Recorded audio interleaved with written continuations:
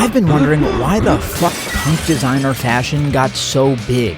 I get comments all the time saying the entire idea itself is an oxymoron. Some of the core ideals of punk, DIY, anti-capitalism, underground culture and community, these things are almost antithetical to designer fashion. Normally, this is the point in the video where I'd be like, you're wrong, punk and luxury fashion actually can coexist. But in this video, I'm gonna agree with you, and I'm gonna tell you why. Let me tell you, there's nothing more punk than a bunch of French dudes in suits in a boardroom along the Champs-Elysees talking about profit and loss and EBITDA. EBITDA. Oh, what's our depreciation before earnings? I don't know what that means. Do you? But despite that, these luxury conglomerates who own these designer fashion brands are churning out clothing item after clothing item full of rips and studs and patches and prints. And it would almost be funny if it wasn't so transparent and sad. Like, you can clock a poser-ass designer punk garment from a mile away. I'm a huge fan of the designer Christophe de Carnat, who designed for Balmain in the 2010s. So I say this with some trepidation, but after that brand, he did one called Faith Connection. And I've seen some pieces from them that literally look like a person went to one punk show and was like, well, this is very interesting. I will use some of this patch, graffiti on patch. Okay, so on. Sell for $2,000. Thank you very much. Do you like my accents? I've been thinking about doing more accent work. I think I'm just real good at it. So who am I talking about here? Well, probably the most popular punk-influenced brand at the moment is Enfant Riche de Prime, a brand that I cover quite heavily, but one that goes against the core punk ideals in quite a few ways. While punk does have a bit of inherent gatekeeping, like something isn't punk if everyone can be it. Punk is inherently in opposition to many things, but despite that, it is very welcoming and accessible by design. If you can get on board with the philosophies, the sound, whatever the case may be, you are allowed in the club.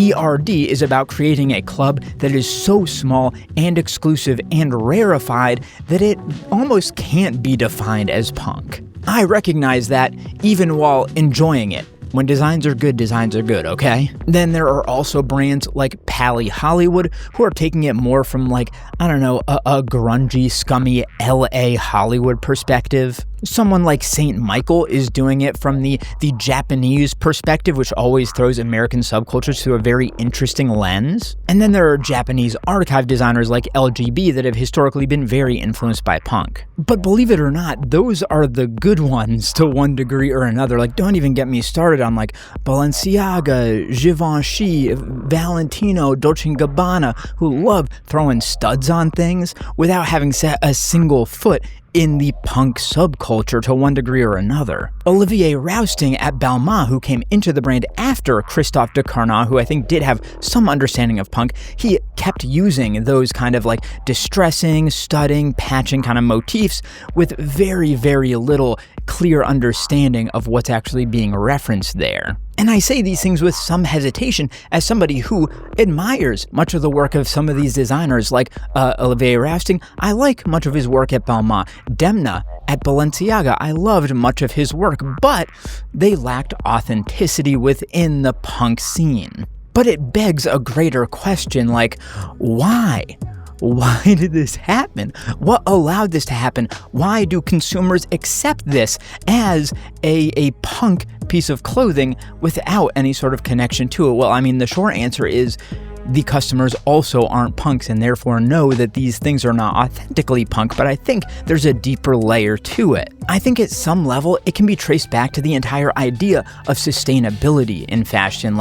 My generation and people younger than me grew up with the concept of global warming, or after that, just climate change more generally, and because of that, sustainability became a topic in fashion. Everyone was like, oh, this fashion, it really takes a lot of resources to make clothes, and there's a lot of waste that comes from those. Isn't that such a bad thing? So some designers, some kind of under-the-radar underground designers saw that and were like, hey, I have an idea here.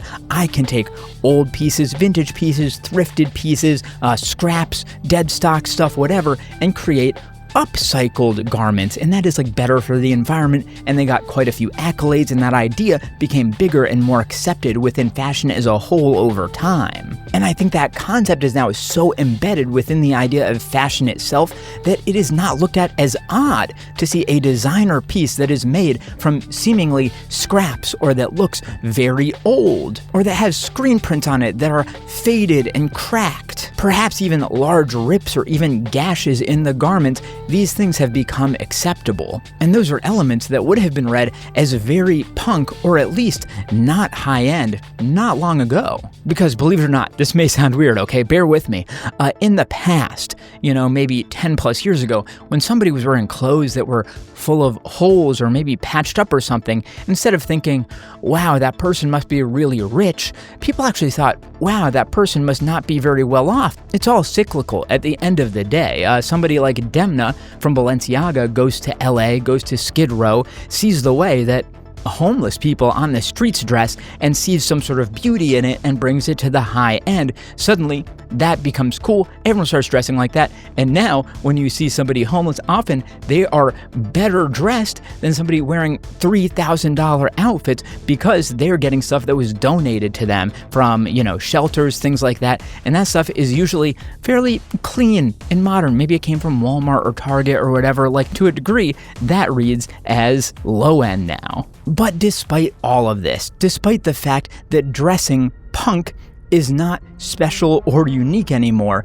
the eagle-eyed among you, the deepest low-luxury fans out there may have noticed that somewhat recently, in the past few months, I've started quite specifically referring to myself as a punk-influenced men's fashion YouTuber. That is a sad mouthful of words right there, okay? But really, I do have a connection to punk in reality. I don't know if that makes me more authentic, but I do feel like it gives me some sort of ability to speak to the style and the culture. And I kind of took it upon myself as a mission to point out to people what those actual connections are and what things are authentic versus inauthentic. Something that is inauthentically punk doesn't automatically mean it's bad, it just means it's not very punk, and that's okay. But even I, as somebody who has that eye to spy these things and these differences, I have found it significantly more difficult in recent years to tell who is a punk and who isn't. Like, listen, there's a thing. If you go to punk shows, you'll often see it on flyers. Instead of listing the address for the venue where the show is happening, it'll just say, "Ask a Punk."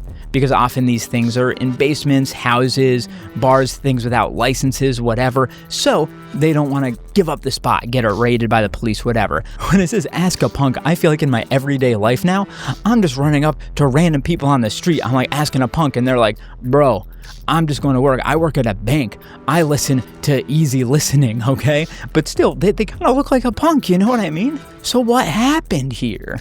You know, you should really be asking a punk how to join the Low Luxury Patreon. Exclusive videos, exclusive Discord access, exclusive everything, sales, join in description. Well, I feel like I really started noticing this around 2015, 2016, and this was when streetwear was making its way into luxury fashion. You've got things like Virgil Abloh and Off-White starting off, Yeezy is doing his thing with Adidas, Supreme is collaborating with Louis Vuitton. All this stuff is in the ether, and it feels really fresh and new and important, and I was into it too. But around this time, you had Kanye West wearing a lot of Balmain, even Enfant Riche de Primé at this time, and you had brands like Fear of God or Amiri picking up on this style and taking these looks and bringing them into the streetwear scene. But because it was icons like Kanye West or Future, people like this who were driving this style forward, obviously the fans and later customers of this style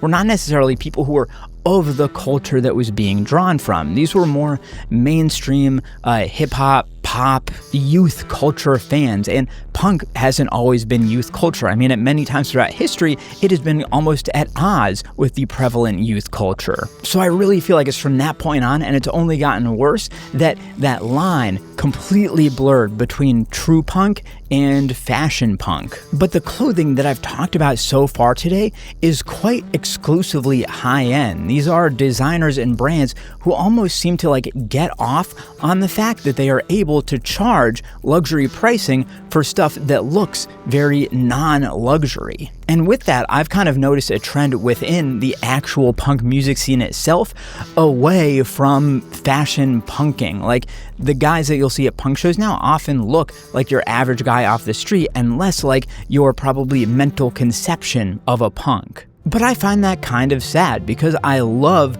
the typical, stereotypical punk style, and I'm not going to deny that. But if this style is primarily happening at the highest end, it gets me wondering, is it possible to do punk fashion, not just like band t-shirts or whatever, Is it possible to do actual punk fashion without being stupid high-end, without having to break the bank, save up multiple months' salary, get, a hedge fund job to afford this stuff? Because that seems kind of wrong to me, if I'm being honest. Well, there is one brand I can think of, and this is a brand that I have seen for years now at this point. They've been consistently working away at their stuff, and I've just never had a chance to check it out, and I kind of regret that, and I want to remedy that in this video because there is this brand. They are called Vota. It means empty in Italian. I don't know, I guess you could be like, that's poser stuff, whatever, but it's better than yet another brand doing a French thing that doesn't work well. Anyway, what I loved about this brand, from what I could tell, is that they seem to be kids doing DIY punk stuff within the fashion scene. They were doing pieces that spoke to the kind of style that I was seeing going to shows growing up. But unlike the rest of these brands out here, which are doing that stuff and then charging, $400 for a t-shirt, $800 for a hoodie, they were doing it much closer to literally the price that a band would charge for a piece of merch at a show. I'm talking about, t-shirts for $50, even a more tailored piece for solidly under $200, all with the distinct visual style, the cuts seemingly, that I find myself drawn to. And I've wondered, how is that possible? How is it that these other brands are charging $300 for a t-shirt and you're charging for one that looks just as good for $50? I have to assume they could be charging at least 4 times as much if they wanted to. So why are they choosing not to?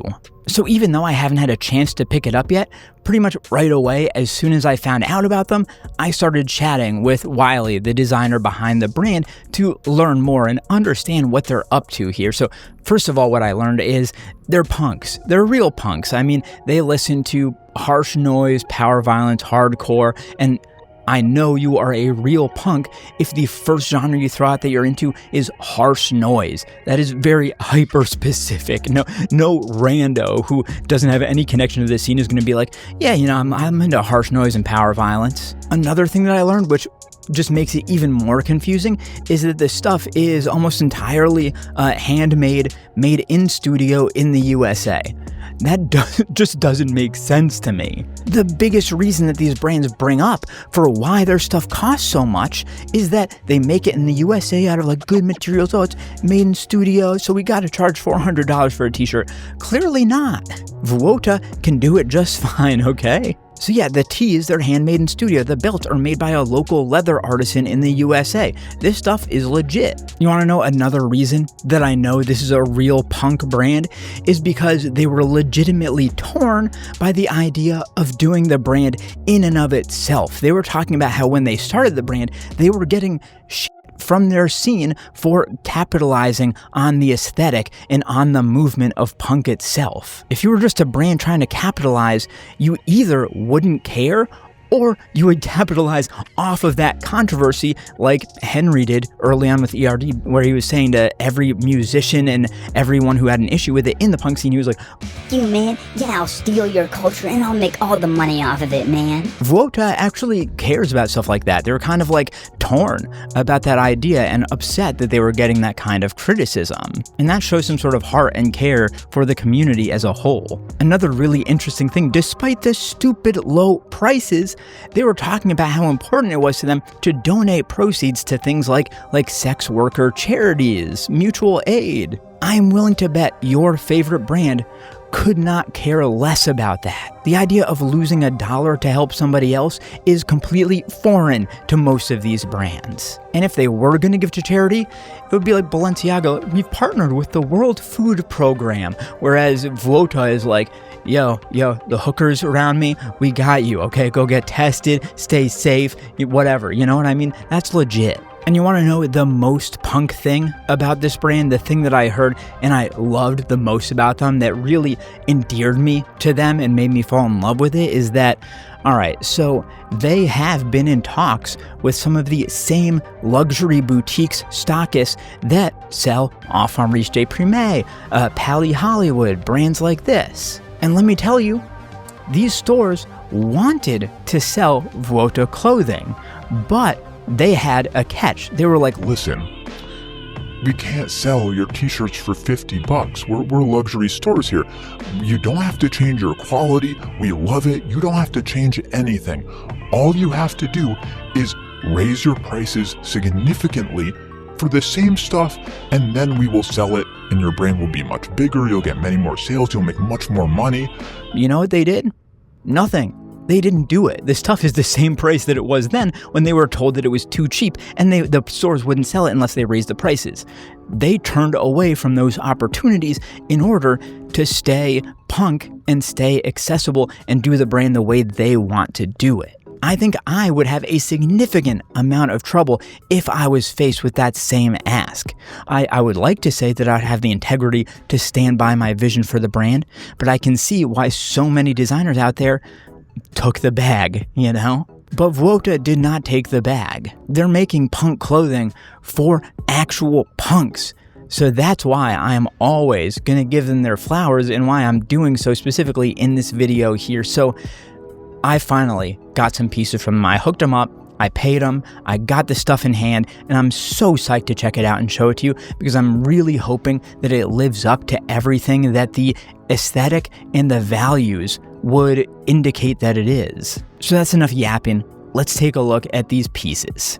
Okay, first off, I know this is small, but like the small things are really where quality comes from. Vota's stuff comes packaged so well. It's wrapped in paper with real twine, hand-stamped wax, and real dried flowers. Like all of these things add up to a very nice unboxing experience. Normally I don't talk about unboxing, but in this case it was worth mentioning. Ooh, we have got a stack here, and it's like my kind of stack. 1, 2, that's something, 3, 4, 5 pieces here. Where do we begin? I believe there is a long sleeve. Let's start with that. So this right here is the Niche long sleeve t-shirt, and there's so much to dive into here. I'm so psyched. Now let's talk about the graphics first, because I do think they bear a striking similarity to the style in which early ERD pieces were done, like just those black and white photo print type slogan t-shirts that they were doing in 2016 or so. And maybe even more notably, this one, what does it say? Niche. And niche was the driving force behind Viennese actionism, the art, theater, whatever movement you want to call it, that ERD based some recent pieces on. So clearly there is a very similar well of inspiration happening here, but I think there's a lot more under the hood than meets the eye. For example, ERD did not create this visual style of putting together black and white screen printed photographics with a headline and a sub-headline, things like that. Like this comes straight from punk and hardcore, crust punk, street punk, whatever you want to call it. Like all of these scenes for maybe 4 decades at this point, up to 4 decades, have been doing this style, and that's where it comes from. ERD was lifting from that. They weren't originating it, you know? And I think that's important to note. But graphically, like pretty sick. This, I'm guessing, that doesn't look like it was done digitally. That looks like it came from screen printing it, wearing it, scanning it back and forth over and over again. Like it's a very natural bit of work, and I don't know if I like just gave away some deep sauce to people, but that's the way to do it. The prints themselves go to like the blood organ, Viennese actionism stuff they're doing with a lot of like ritualistic, sacrificial, existential type stuff in this basically performance art. All right, so the piece itself, this is a long sleeve. They don't have any long sleeves listed on their site right now, but I do know the tees are 50, so I would have to assume a long sleeve like this would be like 80, let's say. It's a far cry from the 800 to 1,000 that this would be if it was somebody like ERD. Now, is it made well? Well, it's definitely made with super paper thin cotton, but very soft. Basically my favorite type of stuff. Rib neck that is heavily distressed. And I kind of have to admire this. They did not go for the oh so popular single stitch hem and cuff. It is a double safety stitch, much more modern, you know, just sticking to your guns, staying modern, doing it right. These don't appear to be blanks to me. Like, I don't know of any blanks making stuff in this type of fabrication per se, but they've gone for a printed neck. Again, ballsy, cheaper for sure, but quite a bit more punk. Like, you really don't see sewn in neck tags in punk stuff. That's much more of a designer thing. And then finally, heavily distressed. I don't know if this was done for my sake. The photography on the web store does not look nearly this thrashed, but if it was for my sake, I appreciate it because I like it. The inside of the shoulders have been completely opened up, but left with just enough to kind of keep the integrity of the actual piece together. You've got shotgun holes around the neck and shoulders. Cuffs are hanging on by a thread, and some very careful thrashing, completely opening up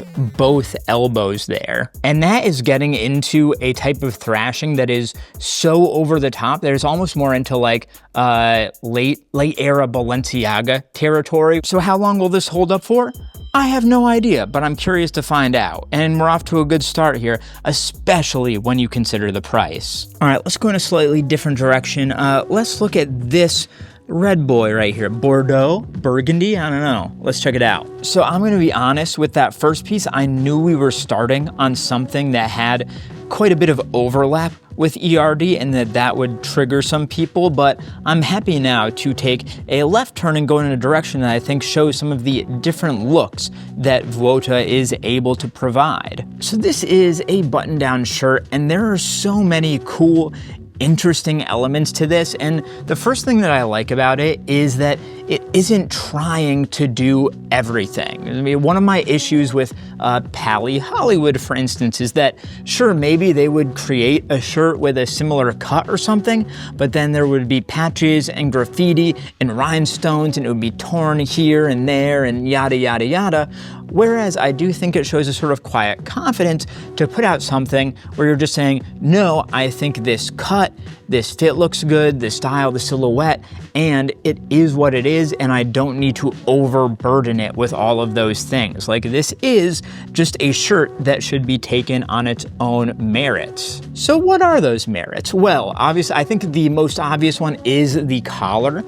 You have got a rounded collar right here. And the popular name for this style of collar is a Peter Pan collar.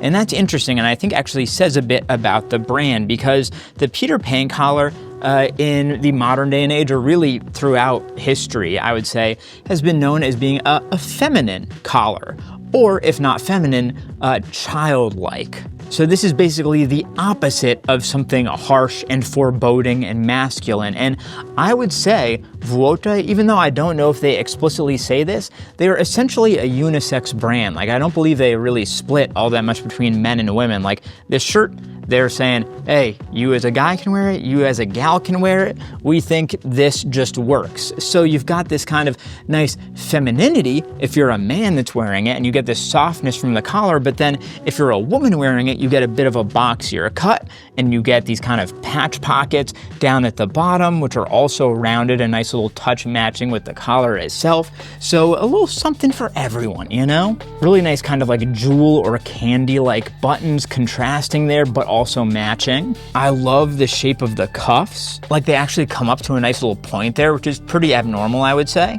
And then double buttoned right there with a nice slit going up. It's quite a well-made shirt. Like, I vibe with the choices being made in the tailoring here. Like, this is would you call that a dart going up there, kind of creating the shape for the sleeve? Yeah, I f with it. So this is one where I think we'll definitely have to wait and see how it actually looks on body. That will be the final decider, but I do think there's a lot of confidence that comes from putting out a piece with these kind of details. By the way, they included a neck tag with this one, which makes sense to go a little bit more premium because this is on the higher end of their offerings at like, I think, $150, $200 or so. But again, what would ERD charge for this? $1,500 would be my guess. All right, our stack is whittling down. Where do we go now? How about a belt? And let me tell you, I can already hear the ERD ripoff accusations coming in, and I would like to preemptively rebut those, okay? So one thing I often notice with like quote-unquote ripoff brands is that they try to do what the brand they're ripping off does, but do it more, do it bigger. You know what I mean? I'm, again, maybe thinking of Pally Hollywood in relation to ERD, but one thing that you don't often see is somebody doing less or doing different. And that's what I think we have here. So sure, ERD will do a colored leather belt. Big whoop. This one is, I would say, thinner than the average ERD belt. This is a 1-inch belt. The color is honestly gorgeous in the way that it changes. Like there's some darkening there. The black that's left on each side, very clean. But then the buckle is more of a Western buckle. And I really quite like this. And again, that quiet confidence is there because the average brand trying to do a Western belt, this would be crazy embellished. There would be all sorts of, roses and yada yada engraved into it. But no, like they've got the shape of the Western buckle, but they're like, that's enough. We don't need to overburden this. You get an embossed stamp. That's actually more than ERD does. The branding on their belt is not great. And then at the back, they have included this kind of ring right here. I love the way that this is put together, by the way, just like the points of that leather cutout. Very nice. But this to me feels like a clean and simple way to reference to that kind of like punk, fetish, Venn diagram crossover world where you could really hang anything off the back of this, whether it is like connection to a wallet chain or something or like a leash, you know what I mean? You can do whatever you want with it. So with something like this, I can just imagine a punk sitting at a bench, cutting up strips of leather, coloring it, hammering in the rivets and everything. Like it feels very handmade and authentic. And I think it's doing some things that are honestly cleaner than what an ERD or certainly another ERD kind of poser type brand would do. All right, I just wanted to take a quick detour here because if we're talking about affordable but high quality punk designer shit, I couldn't let this video go without talking about some friends of mine who run a brand called KPST.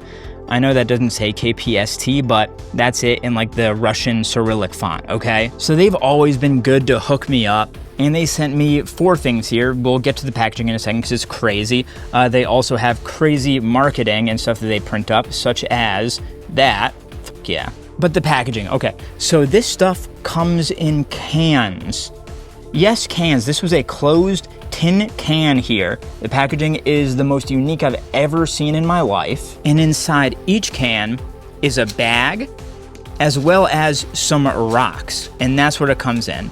I think it's kind of, they're very influenced by the USSR kind of stuff. It's kind of like coal-like, very utilitarian, dated, like opening up some rations or something. I think it's just such a unique point of view and style and a core part of the experience of getting their stuff. So they've always been so good to me. They hooked me up with 4 things here. And 3 of those things are pins. They still come in the tin. They come with the nice branded, like velvet snap button cases, but they're incredibly affordable, but they're really like weighty, solid, branded on the back. This one is the "You Are Leaving the American Sector" pin. Really cool. Great texture to it. This is like the smoking goofy pin. That's what I'm calling it. Really good vibes on that one. And it's all like engraved and painted. Really solid. And like a classic logo pin as well. I'm about to kit a jacket out with these. It's going to be so good. But really the important bit here, like the crazy quality here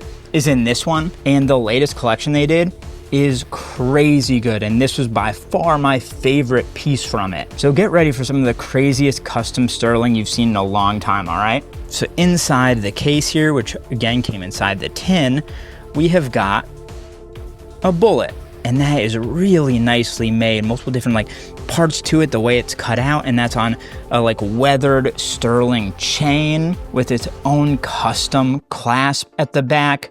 Every element of this is crazy quality, all right? Now, I don't want to belabor the point, but again, heavy, solid sterling silver bullet with this really nice oxidation to it where it starts more silver at the top and then towards the bottom, as you'd expect, it's darker. Logo engraved there, 925 stamp right next to it. Some really nice detailing all around the top here and branding along with like a red jewel inside the top of it. The chain itself is perfect. I love the way that they've worn this and tarnished it. And then fully custom down to the clasp where all of that is engraved. The clasp itself is custom to them. The amount of work that they're putting into this stuff is crazy. And I did cover them once before, and I think they told me that they got one order from the US.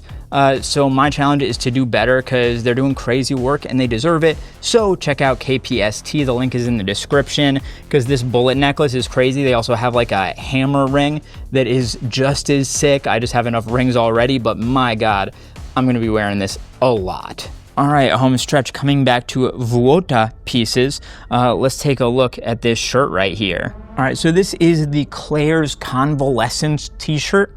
And let me tell you, when I unboxed these pieces, I was like, all right, these guys, they know their audience. But let's start with the graphics. So this one, actually, I believe is based on a Patrick Kavanagh poem. That poem is called The Hospital, and that's what this handwritten stuff on the sides comes from. However, I am unfamiliar with the reference being made with the main name itself, Claire's Convalescence, or this photo. Perhaps a relation from the poem to the artist's personal life. By the way, we haven't even talked about that yet. Wiley Manzare, either way. So maybe this is like a Wiley-ism, if you know the meaning. Give me a shout. But again, this is using the kind of visual language of a punk zine, for example, creating vibe through this combination of collage, typography, photography, layouts, handwriting, scanning, screen printing. All of these things add up and stack to create a feeling of authenticity. But let's talk about the treatment. My Lord. Okay. Similar fabric, maybe a little bit rougher than the long sleeve, but a thin cotton, heavily distressed and put back together again with safety pins. So giant gash along the neck, but held together right there. Very nice. The entire shoulder seam undone here, put together with pins. Same thing on this side, but a little bit looser with bigger pins. I love that contrast, actually. Opened up along the arms, one of them fully open, put back together with pins. And then a raw cut hem that has naturally rolled, which is one of my personal favorite looks for a hem. I just love that look of a t-shirt that's rolled up naturally from that cotton. So good. And from what I can see of the cut, it looks to be a kind of slim and cropped cut. Again, my favorite type of cut. So for, $50 or $60, my God, the amount that you get here compared to all of the other wannabe punk designer brands, like, I don't even know what the conversation is when you put these next to each other. It's a no-brainer to me. It's the final countdown. I am so psyched that we got the Peter Pan collar shirt and these because I think they're really important to showing the other angles that Vota has that put it in a different direction than ERD. Because this, to me, outside of being a flared pair of jeans with some distressing, has like essentially zero overlap with the design elements that ERD goes for, which I think is great. What this does have much more overlap with, to me, is Japanese archive. This has much more of a LGB type of vibe, hysteric glamour type of vibe, backlash, if 6 was 9, yada, yada, yada. And I don't know, I mean, it's probably partly from the flared cut. It's got a nice flare there, which was so big in the kind of 2000s Japanese archive scene. Or the fact that it is a hickory stripe color, which is very like traditionally Japanese. Well, it's like traditionally American, but then the Japanese started doing all like the Union machine denim stuff, and the hickory stripe was very big for them. We get a very, very, very natural wear. Like, no question to me that was done authentically and not artificially, because the wear is just so legit and dirty as well. Some tasteful rips here, a bit less authentic. You can see the kind of the cuts going across, but cool, like the stringiness that's left, you know? A 5-pocket style with the baby pocket, metal rivets there, very solid. Quite a bit of design overlap, I would say, with the belt as well, like those pair nicely. Crossed over belt loops at the front, doubling up. I think that's a great look. Branded metal hardware with a button fly, all those branded. Really nice touches here. And you probably caught this one already. A lucky rabbit's foot. All right, this was included with the jeans. It came in the package with it, attached with just a simple safety pin, and then the rabbit's foot right here. Like, this is a legit rabbit's foot, just one of those classic ones you would pick up at like a roadside attraction store type of thing, and I'm all about it. It's very kind of like scummy, I don't know, Harmony Korine, like gummo type feeling, and I love that. And then at the back, it's just a clean, well, not clean, dirty Japanese archive type of look. Again, you've got the crossover at the back, 2 pockets here, dirt, fading, the flare, so good. And at the inside, there's no tags or nothing. Like, this is as handmade as it gets. And these are jeans that you're just never gonna find from a designer brand for less than, let's say, $800. And these are much less than $800. So I just think like Vota, they're for the people. They're for the streets in a way that no other designer brand I cover is. I think they are truer punks than any brand out there, whether it's ERD or Marking Distance or whoever. And I think despite some aesthetic similarities to other brands in the space, there is a singular nature to it. It has its own personality, its own kind of point of view, and simply its own philosophy in terms of the market that it exists in. It clearly wants to be taking its own space, and it deserves to be taking its own space, even if it's a small amount of space, you know? All right, insane details. I'm so excited to check these out, and I'm really liking the quality for the prices. Like, everything adds up to what I was hoping it would be. So the last step is to try them on, see how they work in a fit, how they feel, all that stuff. Let's check it out. Oh, there is so much I'm so excited to talk about here. First off, for the fit, I think I'm just gonna wear stuff that doesn't necessarily need to be like big money stuff. Like the shoes, they are from a brand called Rogue that I don't think even exists anymore, but like it's nice brown horse hide boots made in Portugal. Good stuff. I thrifted them for 10 bucks. My beanie is like no name, nothing. I don't know what it is. And later on, I will wear a fur coat that I thrifted for 20 bucks and that I modified myself with leather sleeves. Anyway, let's talk about the Vota pieces. The first look we'll put together will be the hickory stripe jeans, of course, the belt, and the niche long sleeve t-shirt. So this right off the bat is a very just like standard going out type of fit, but with obviously some very important like punk, thrashed, distressed tweaks. The long sleeve feels fantastic. It feels more like normally cut than maybe the rest of their pieces. It's on the longer side in the body. The fabric feels awesome.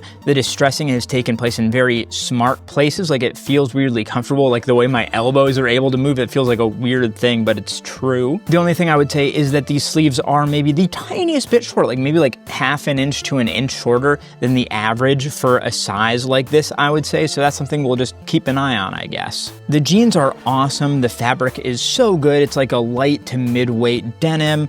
Obviously, the color is so sick, and the rabbit's foot is a nice touch. But we'll talk more about the jeans later. And then the belt, literally zero complaints here. It's so good. It feels great. It seems like nice leather. It seems made well. All of the elements are really solidly on there. The only thing I would say is to just keep in mind like which model you're getting if you want to get one of these, because for instance, this one with that big ring on the back, that is not going to fit through every belt loop on every pair of pants. Like even on these, which have quite a generous belt loop, I had to really like push it through.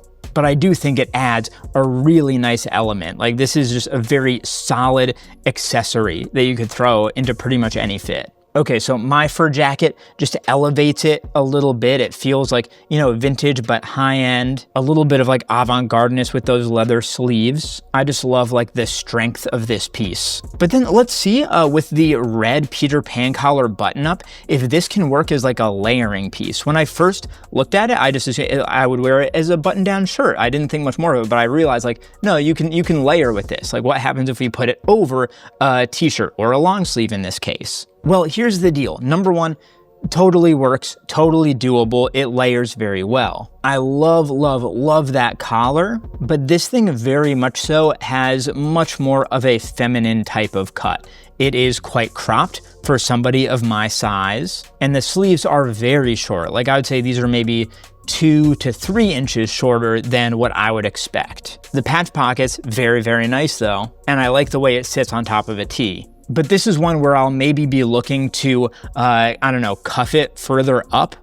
So let's see how that works with this short sleeve later on. All right, the Claire's Convalescence t-shirt, and this one is way, way, way my type of speed, all right? So definitely this one, along with the belt, shot up to the top of the list as far as my favorite pieces we have here, because this is essentially perfect in every way. The width of it is perfect for me. The crop is exactly where I would want it. It falls exactly at that belt line, and the sleeves hit in the perfect place too. And all of those safety pins, you would expect those to kind of become quite annoying after a bit, but they've been placed very thoughtfully, and they sit exactly at those kind of draping points so that it feels natural to have them there. The graphic looks fantastic too. It's incredibly striking. I really like the way this one looks with the KPST bullet necklace sitting on top of it. It's a really great pairing. And this just kind of works really well with both the belt and the pants. Like this whole fit is making a lot more sense now and feels much more cohesive.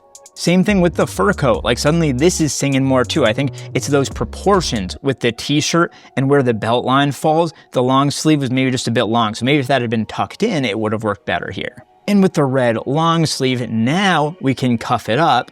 And again, it makes so much more sense the way that the t-shirt ends, then you get the belt in red, and then below that you get the shirt in red, and then below that you get the lucky rabbit's foot. Everything is stacking well, and now actually I think that the red of the shirt, it plays off the blue and the hickory stripe better. I just think this shirt unlocks a bunch of levels to this stuff. And then the one thing we haven't done yet is just button the long sleeve shirt up. So when we do that, when we have it cuffed, I don't think this would be super comfortable left uncuffed, but this looks great. It's skinny, it's rock and roll. The crop feels right. And now we can layer the coat on top of it. Everything's looking good. I mess with this, I'm all about it. And then maybe the last thing that I would say here is the jeans. Again, I would say a little bit on the short side. Like I am not a short king, but I'm also not a tall king, right? I'm 5'10", whereas I would say that these jeans, and maybe the rest of these pieces in general, maybe would work better for someone who's like 5'7", 5'8". That would be my guess. Because if you've noticed, the rise on the jeans is quite a bit longer than the way I'm wearing it. So if I were to pull these up into more of like a high-rise type of fit, which I think is intended based on the quite long rise here, then the flare would be hitting way too high, and just the hem of the pants would be way too high on my ankle. So I've had to let the waist down into more of a low-rise thing, but then I have more fabric kind of hanging down underneath the crotch area. It just seems a bit mis-tailored for my body type and my height.